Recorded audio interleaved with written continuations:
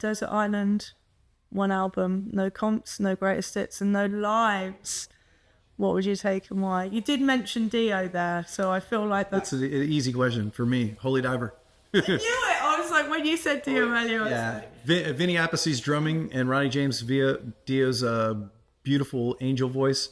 I can listen to that every day on an island by myself, and I would never get tired of it. He's the man. How many times did you manage to see? I hope that you got to meet him as well. I did get to see him as a young.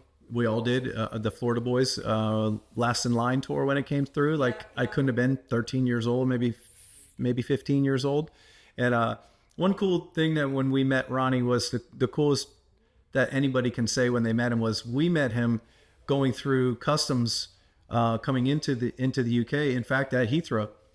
And because actually Trevor brought up, he goes, dude, this is right where we met Ronnie. And he was in front of us, a good 100 people in front of us, and the lines were going, and we were like, oh, and he saw us looking at him, and we're like, and it was so cool. So we're up there, and he's, and we're getting hassled, and we're waiting for paperwork, and them sign, and we looked over at him, he goes, and he's still sitting there getting hackled, and he just kind of said, he goes, they love me too.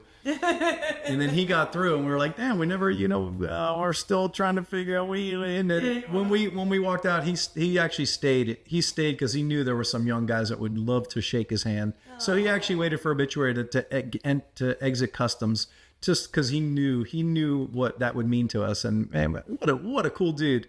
I mean, he's a legend. He did not need to do that, but he did. And that's a forever thing in my mind that I'll never forget that he did that. I like the Heaven and Hell stuff that he did that was really. Yeah, it's the heaviest album. If it wasn't Holy Diver, that album can gladly take its place on that island with me, because I think it's one of the heaviest records in the world. Yeah. Just Tony Iommi's guitar riffs are so unbelievable. And again, Vinny Appice just putting drums down like they needed to be put down. Again, Ronnie's one of my favorite singers, but also one of my favorite humans. He was an animal lover, and just what a nice guy, from what everyone said, and he proved it to us that he didn't run to his flight and run away from us. He waited because he knew those young bucks would love to say hi to him. So it was pretty cool. Yeah. Ultimate, would he be on your ultimate tour if Obituary could go out with anyone? Yeah, he would headline. There's no question. There's no one back. In my mind, there's nobody better.